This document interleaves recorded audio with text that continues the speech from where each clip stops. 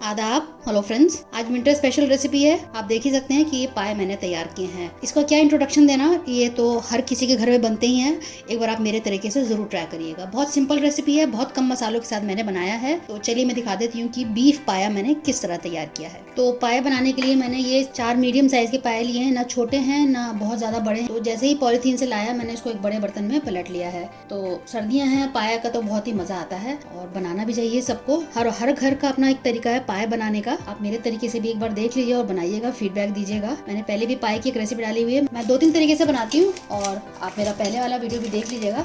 अगर आपको वो रेसिपी अच्छी लगे तो वो बनाइए। ये स्टाइल से आप मैं बना रही हूँ तो आप इससे बनाइएगा। तो सबसे पहले जो हमारा काम होता है, इसको धोने का होता है। अपनी एक महक होती है पाए में और गंदा भी होता है, तो इसको हमें सबसे पहले अच्छे से इसको साफ कर लेना है। तो मैंने इसके अंदर थोड़ा सा आटा डाला है। आटे से क्या होगा कि जो इसमें बाल होंगे सब अच्छे से कायदे से साफ हो जाएंगे।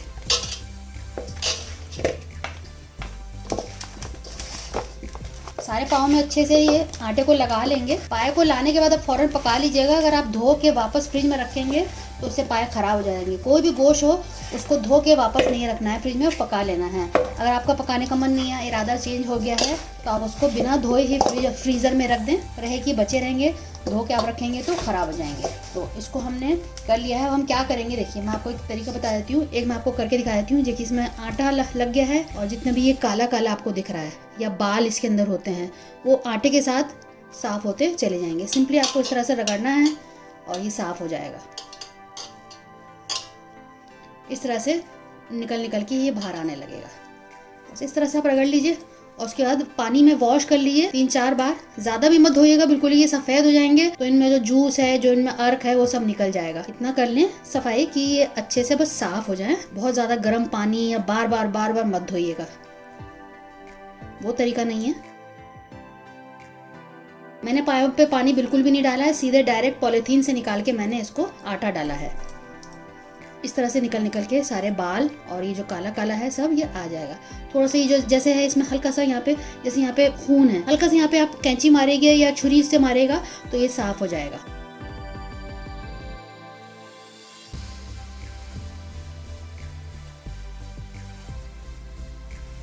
इस तरह से करेंगे तो ये सब साफ हो जाएगा और फिर पानी में ये धुल जाएगा। हल्का सा इसको खोल देना है, जितना भी खून होगा ये निकल जाएगा। तो बस इसी तरह से हम सारे साफ करके आपको दिखाते हैं। तो बहुत अच्छे से मैंने 2-3 बार इसको पानी से धो लिया। जहाँ पे काला काला कुछ लगा हुआ था उसको छुरी और कैंची की मदद से मैंने इसको हटा दिया और कहीं कहीं पे इसकी नसों में खून भी था, उनको हल्का सा चीरा मार के उसको मैंने धो लिया है और बहुत अच्छे से साफ़ हो गया, आप देख सकते हैं। और धोने में जो इनकी एक महक होती है वो भी चली गई है। अब इसमें बिल्कुल भी महक नहीं है। इसमें भुनाई होगी उससे और इसमें जायका आएगा। 2 प्याज को इस तरह से रफली चॉप कर लिया है, 2 अदरक के टुकड़े हैं, एक पूरा लहसुन का जवा था जिसको मैंने इस तरह से अलग अलग कर लिया है। अब इसको हम कुकर में, एक बड़ा कुकर लेंगे। मैं 10 लीटर वाला कुकर लूँगी क्योंकि स्पेस लेगा, पानी भी डलेगा और उसमें खाली जगह भी होनी चाहिए क्योंकि इसमें प्रेशर बनेगा। तो ये सारी चीज़ें इंग्रेडिएंट्स मैं पहले उसमें कुकर में डालती हूँ। कुकर में ट्रांसफ़र कर दिया है। ये सारी चीज़ें ऐसे ही एज इट इज़ डाल देते हैं। पानी डालेंगे इसमें, इतना पानी डालना है कि ये पाए इसमें डूब जाएं। तो ये मैंने 1 जग डाला है जिसमें 1.5 लीटर पानी आता है। इस तरह से फैला देंगे। थोड़ा सा और डाला है तो समझ लीजिए 1.25 लीटर हमने इसमें पानी डाल दिया है। अब इसमें विसल लगाएंगे हम। ढक्कन को बंद कर दिया। अब इसमें नमक नहीं डाला है। ढक्कन बंद करके पहले 1 विसल देंगे हाई फ्लेम पे, उसके बाद लो फ्लेम कर देंगे। 1.5 घंटा मैक्सिमम इसको हम गलाएंगे बिल्कुल लो फ्लेम पे। फिर मैं आपको दिखाती हूँ जो हम मसाला तैयार करेंगे उसके इंग्रेडिएंट्स मैं आपको बाद में दिखाती हूँ। पहले इसको हम गला लेते हैं। प्रेशर कुकर में विसल लग चुकी है और 1.5 घंटा मैंने उसको रखने के बाद उसको ठंडा करने के लिए छोड़ दिया है। उसमें कम से कम 10 से 15 मिनट लगेगा ठंडा होने में, तब उसको हम खोलेंगे। इसका ग्रेवी तैयार कर लेते हैं, यानी कि करी। तो मैंने ये 500 ग्राम दही लिया, यानी कि आधा किलो। एक बड़ी सी प्याज को चॉप कर लिया है। कुछ मसाले हैं, मसाले इसमें बहुत कम लगते हैं। असल में पाए में जो गूदा होता है उससे ही शोरबा बनता है, तो इसलिए मसाले इसमें ज्यादा नहीं पड़ते हैं। 3.5 टेबल स्पून मैंने धनिया पाउडर लिया है। 1 टीस्पून से थोड़ा ज्यादा मैंने लाल मिर्च लिया है, ये कश्मीरी लाल मिर्च है, ये भी 1 टीस्पून है। 1.25 चम्मच नमक है। 3/4 टीस्पून मैंने हल्दी लिया है। तो इसको हम भगा लेते हैं। इसमें कोई खड़े मसाले नहीं डालेंगे, कुछ नहीं डालेंगे। इसमें जो हमने यखनी तैयार की है वो यूज में से हम पाए निकाल लेंगे और उसका जो स्टॉक है यानी कि यखनी तैयार हुई है उसको हम अलग कर लेंगे। उसमें अदरक, लहसुन और प्याज जो डाला था उसको हम हटा देंगे। तो इसको हम बघार कर लेते हैं। एक हम बड़े खुले हुए पतीले में इसको तैयार करेंगे। इसे मैंने सरसों के तेल में तैयार करूंगी और इसको रिफाइंड में बना सकते हैं, घी में बना सकते हैं। और तेल मैंने 1/2 कप लिया है, हल्का गर्म हो गया है। इसमें हम प्याज डाल देते हैं। हल्का सा इसको ब्राउन करेंगे प्याज को। प्याज लाइट ब्राउन हो चुकी है। आप ऐसा काम कर सकते हैं, या तो निकाल के इसको क्रश करके डाल सकते हैं, या फिर आप साथ में ही इसको पका सकते हैं। तो मैं 3 टेबलस्पून लहसुन अदरक का पेस्ट डाल रही हूँ। अच्छे से इसको 2-3 मिनट भूनेंगे लहसुन अदरक के पेस्ट के साथ। थोड़ा सा मैं लहसुन का पानी भी डाल रही हूँ। मैंने जो आपको मसाले दिखाए थे सारे इसमें मैंने मिला दिए हैं, और अच्छे से इसको विस्क कर लें, इसमें कोई भी गांठ ना रहे, क्योंकि दही में गांठ रहेगी तो आपको फिर सालन में निकालने में वो मुश्किल होगी, सालन में भी वो गांठें दिखेंगी, अच्छे से पक नहीं पाएगा। तो अब लहसुन अदरक बहुत अच्छे से भुन चुका है। मैं सारा ये दही इसमें डाल देती हूँ मसालों के साथ। इसमें दही लगा हुआ है, अभी थोड़ा सा पानी डाल के इसको हम करेंगे, साफ कर लेंगे। तो अब इसको भूनेंगे खूब अच्छे से, बहुत कायदे से इसको 2-3 बार इस मसाले को भूना जाएगा। धीरे धीरे ये भुनेगा, इसमें रंगत आएगी।